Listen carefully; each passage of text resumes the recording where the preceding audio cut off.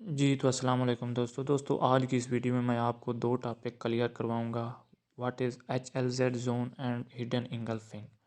तो वीडियो में ये दो टॉपिक क्लियर करने से पहले मैं आपको बता दूं कि आप अगर मुझ कंप्लीट कोर्स करना चाहते हैं इंगल्फिंग थ्योरी का तो मेरा व्हाट्सएप ग्रुप ज्वाइन कर सकते हैं। मेरा व्हाट्सएप ग्रुप का लिंक है वो इस वीडियो के डिस्क्रिप्शन में मिल जाएगा, आप वहां से ज्वाइन हो सकते हैं। या ये जो आपको स्क्रीन पर नंबर नज़र आ रहा है आप मुझसे कांटेक्ट कर सकते हैं, मैं आपको खुद ऐड कर दूंगा। तो चलते हैं आज के टॉपिक की तरफ। तो सबसे पहला टॉपिक है HLZ। ये होता है हाई लिक्विडिटी जोन, ये ABC की तरह होता है। तो HLZ जो होता है यहाँ पर अगर आपको ABC बनी हुई चार्ट पर बड़े टाइम फ्रेम में नज़र आए, A और B और C कंप्लीट नज़र आ जाएं बनी हुई, तो उनको आपने मार्क कर लेना है। वहाँ पर आप सेल और बाय की एंट्री ले सकते हैं। तो चलते हैं वीडियो में, मैं आपको एग्जांपल देकर समझाता हूँ ताकि आपको अच्छी तरह समझ आ जाए। बाद में हम कंप्लीट करेंगे हिडन इंगल्फिंग बाय। तो पहले चलते हैं HLZ जोन क्या होता है। तो जैसा कि आपको इस तस्वीर में नज़र आ रहा है, ये देखें मैंने फाइंड कर लिया है ABC मुकम्मल तौर पर कंप्लीट हो चुकी है बड़े टाइम फ्रेम में। ये आपने फाइंड करनी है H1 में, H4 में, डेली में और वीकली में। अगर ये आपको बनी हुई नज़र आ जाए कंप्लीट ABC, तो यहाँ पर आपने वेट करना है प्राइस का। जब प्राइस यहाँ पर दाखिल होगी तो फिर आपने छोटे टाइम फ्रेम में M1 में और M5 में ABC देखनी है और सेल और बाय करना है। तो जैसा कि आपको ये मैंने यहाँ पर मार्क कर लिए मुकम्मल ABC। तो यहाँ पर जब प्राइस आई तो यहाँ पर कंफर्मेशन के साथ बाय किया तो ये बाय होगी। तो सेल की ABC क्या होती है वो मैं आपको पहले बता चुका हूँ। यहाँ पर इंगल्फिंग सेल फेल हो गया था, रीटेस्ट पर दो B एंड C बन गए, दो इंगल्फिंग बाय बन गए। तो यहाँ पर हम बाय की एंट्री देखते हैं। तो ये HLZ जोन होता है। तो HLZ जोन जो है वो सिर्फ आपने जोन मार्क करने के लिए ये ABC को करना होता है। जब कीमत यहाँ पर आती है ना, तो यहाँ पर भी आप ABC छोटे टाइम फ्रेम में जो है वो देखते हैं और बाय की एंट्री देखते हैं। तो उम्मीद करता हूँ आप समझ आ गई होगी आपको। एक और मिसाल देखते हैं। अब यहाँ पर देखें ये इंगल्फिंग सेल फेल, यहाँ पर B बना दिया, ये देखें B बन गई।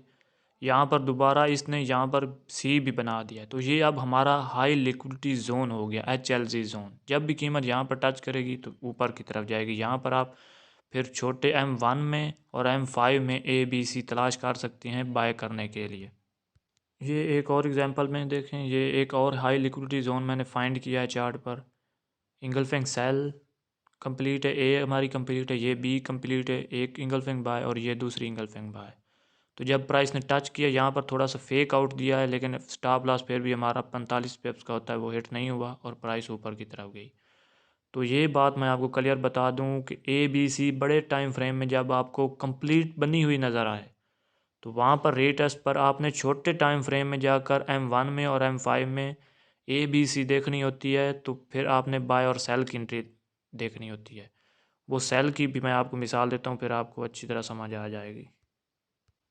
अब ये देखें, ये H4 में मैंने engulfing buy fail A B and C जो है वो मैंने फाइंड कर लिया है। तो ये मैंने मार्क कर लिया, ये हमारा high liquidity zone for sale है। पहले आपको मैंने बाय की मिसालें दी हैं। तो यहाँ पर ABC कंप्लीट है, यहाँ पर प्राइस आई, इस एरिया को टच किया और यहाँ पर आपको एंट्री मिली है। तो अब दूसरी दफ़ा जब गई है तो इसने हमें कंफर्मेशन नहीं दी तो प्राइस ऊपर गई है। तो अब ये इनवैलिड हो जाएगा, वैलिड नहीं रहेगा सेल के लिए। तो इस बात को आपको क्लियरली समझ आ जानी चाहिए कि जब प्राइस इसके ऊपर दोबारा चली जाए तो फिर ये इनवैलिड हो जाएगा, ये अब high liquidity zone for sale नहीं है। तो एक और मिसाल देखते हैं। जैसा कि ये आप देख सकते हैं जी, तो जैसा कि आपको ये नज़र आ रहा है, ये डेली टाइम फ्रेम में ABC कंप्लीट मुझे नज़र आई थी। तो ये मैंने मार्क कर लिया, यहाँ पर A, ये हमारी B है, ये हमारी C है। तो आपने इस एरिया में फिर वेट करना है, जैसे आप ABC कंफर्मेशन में वेट करते हैं, यहाँ पर जोन में आपने वेट करना है। यहाँ पर प्राइस ने टच किया और ये नीचे गई। तो एक बात से आपने कंफ्यूज नहीं हो जाना कि वो ABC आपने बताई थी कि कंफर्मेशन लेने के लिए यहाँ पर आप कह रहे हैं हाई, ये भी होती हाई लिक्विडिटी जोन भी, ये ABC ही कंप्लीट हुई हुई है। ये A कंप्लीट है, यहाँ B कंप्लीट है, यहाँ पर C कंप्लीट है। तो इस एरिया में आपने छोटे टाइम फ्रेम में जाना है M1 में और M5 में। जब यहाँ पर इसने टच किया है ना, तो यहाँ पर आपने M1 में और M5 में ABC देखनी है कन्फर्मेशन के लिए। ये हाई लिक्विडिटी जोन है सेल के लिए। तो उम्मीद करता हूँ आपको समझ आ गई होगी। जी, तो ये देखें इस पिक्चर में ये इंगल्फिंग सेल फेल, ए और बी यहाँ पर कंप्लीट है। प्राइस जब यहाँ पर आई तो यहाँ पर सी भी बना दी, तो ये अब हाई लिक्विडिटी जोन बन गया। जब प्राइस यहाँ पर आई तो प्राइस ने यहाँ पर बाय की एंट्री आपको दी। तो ये बड़े टाइम फ्रेम में हाई लिक्विडिटी जोन मार्क करना है। हाई लिक्विडिटी जोन क्या होता है? वो ये होता है कि जहाँ पर ए, बी और सी तीनों कंप्लीट हो चुकी हों। तो फिर जब प्राइस नीचे आएगी तो यहाँ पर आप देखेंगे M1 और M5 में ABC कन्फर्मेशन के लिए, बाय की एंट्री लेने के लिए। तो उम्मीद करता हूँ अब आपको क्लियर हो गया होगा। तो चलते हैं आप दूसरे टॉपिक की तरफ, हिडन इंगल्फिंग क्या होती है।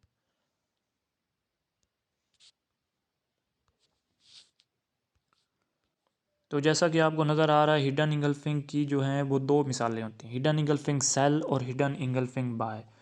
हिडन इंगल्फिंग सेल के में क्या देखना होता है वो आपको एग्जांपल देकर मैं समझाता हूँ। जैसा कि आपको ये नज़र आ रहा है, ये मैंने मार्क की सिंपल इंगल्फिंग सेल। जब इसको एक दफ़ा फेल कर दे, मैं इसको थोड़ा सा जूम करके आपको दिखाता हूँ। जी, अब आपको क्लियर नज़र आ रहा होगा। ये इंगल्फिंग सेल सिंपल मैंने मार्क की। जब इसको एक दफ़ा फेल कर दे, ये बन जाएगी इंगल्फिंग सेल फेल। फिर हम इंगल्फिंग सेल फेल में मैंने आपको बताया था हमने यहाँ पर रीटेस्ट पर बाय की एंट्री देखनी है। यहाँ हिडन इंगल्फिंग सेल में बाय की एंट्री हमें नहीं मिलती और प्राइस दोबारा इसको फेल कर देती है। जब ये सिंपल इंगल्फिंग सेल को दो दफ़ा प्राइस फेल कर दे, तो फिर जब तीसरी दफ़ा इस सिंपल इंगल्फिंग सेल के जोन में जब हमारी कीमत जाएगी तो फिर हमने यहाँ पर सेल की एंट्री देखनी होती है। तो एक और मिसाल मैं आपको देता हूँ। जी, ये देखें, इंगल्फिंग सेल बनाई, प्राइस ने इसको फेल कर दिया। एक दफ़ा फेल हो गई, ये बन गई simple engulfing sell fail, engulfing sell fail. Price ने यहाँ पर इसको रिस्पेक्ट नहीं दी और फिर इसको फेल कर दिया दूसरी दफ़ा। यहाँ पर एक दफ़ा फेल किया, फिर इसको रिस्पेक्ट नहीं दी और दूसरी दफ़ा फेल कर दिया।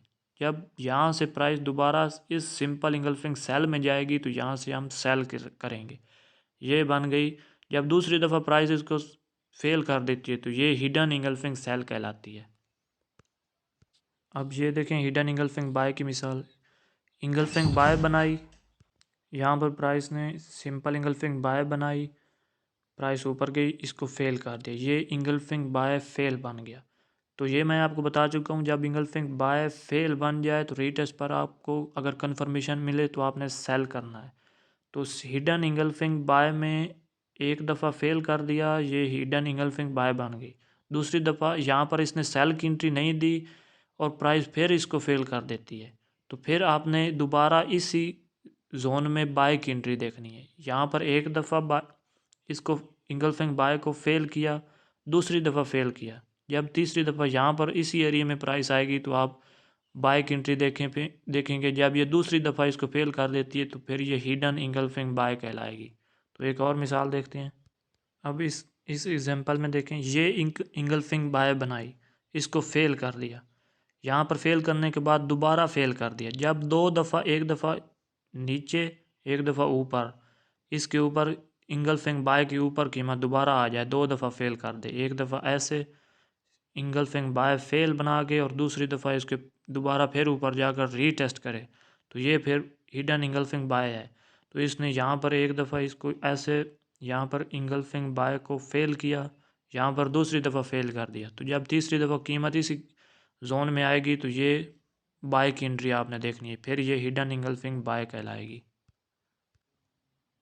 अब ये एक और मिसाल में देखें, यहाँ सिंपल इंगल्फिंग बाय थी, एक दफ़ा फेल किया, फिर दूसरी दफ़ा दोबारा इसको फेल कर दिया और इसके ऊपर कीमत चली गई। तो जब यहाँ पर रीटेस्ट करेगी इसी एरिया हिडन इंगल्फिंग बाय को, जब ये एक दफ़ा फेल करती है और दूसरी दफ़ा फेल करती है तो फिर ये हिडन इंगल्फिंग बाय बन जाती है। जब यहाँ पर कीमत रीटेस्ट करती है तो यहाँ से आप बाय की एंट्री देखते हैं छोटे टाइम फ्रेम में M1 में और M5 में ABC कन्फर्मेशन देखकर। तो ये देखें, यहाँ पर इंगल्फिंग बाय थी, फेल किया, दूसरी दफ़ा दोबारा फेल कर दिया, फिर रीटेस्ट किया और ये देखें बाय हो गई। यहाँ पर फिर दोबारा टच किया तो ये हिडन इंगल्फिंग बाय को जो है रेस्पेक्ट दे रही है कीमत और ऊपर की तरफ जा रही है। तो उम्मीद करता हूँ आपको समझ आ गई होगी। और एक और बात मैं आपको समझाना चाहता हूँ, वो कुछ लोगों को समझ नहीं आ रही।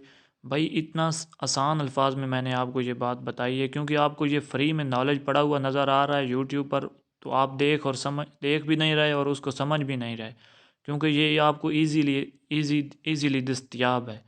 तो ये कुछ लोगों को अभी तक ये भी नहीं पता चला कि हमने कैसे जो है कन्फर्मेशन देखनी है और कहाँ पर कन्फर्मेशन देखनी है। वो मैं आपको एक और मिसाल में आपको समझाता हूँ।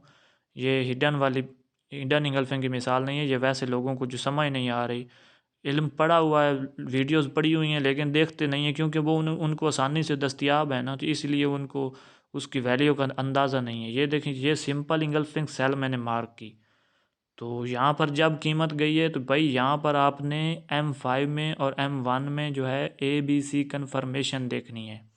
तो कन्फर्मेशन अगर आपको मिलती है तो आपने यहाँ पर इस एरिया में दोबारा सेल करना है।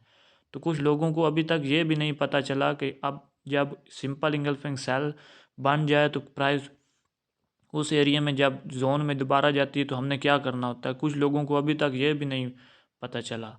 तो भाई आप वीडियोस देखें और वीडियो देखकर उसको समझा भी करें कि मैं उसमें क्या बता रहा हूँ। ये सिंपल इंगल्फिंग सेल थी, प्राइस इसके अंदर गई है, तो यहाँ पर आपने M1 में M5 में कन्फर्मेशन देखनी है ABC की सेल के लिए। तो वो मैं आपको बता चुका हूँ। तो इस तरह आपने ट्रेड करनी है और डेमो पर ट्रेड करें भाई। ट्रेड आप डेमो पर क्यों नहीं कर रहे? जब तक आप प्रैक्टिस नहीं करेंगे तो आपको समझ नहीं आएगी। अब ये देखें एक और एग्जांपल, ये मैंने सिंपल इंगल्फिंग बाय मार्क किया, तो प्राइस जब इस एरिया में आई तो भाई आपने M1 में और M5 में ABC फाइंड करनी है कन्फर्मेशन, या engulfing buy meet engulfing buy. तो वो अगर आपको M1 में मिलती है तो आप ट्रेड लें कन्फर्मेशन कंप्लीट होने के बाद। तो अगर आपको M5 में मिलती है तो फिर भी आपने ट्रेड लेनी है। अगर आपको M15 में वही चीज़ मिल रही है तो भाई आप अपना माइंड यूज़ करें कि जितने बड़े टाइम फ्रेम में आपको कन्फर्मेशन मिल रही है तो फिर वो तो और भी ज़्यादा ताकतवर होगी कन्फर्मेशन।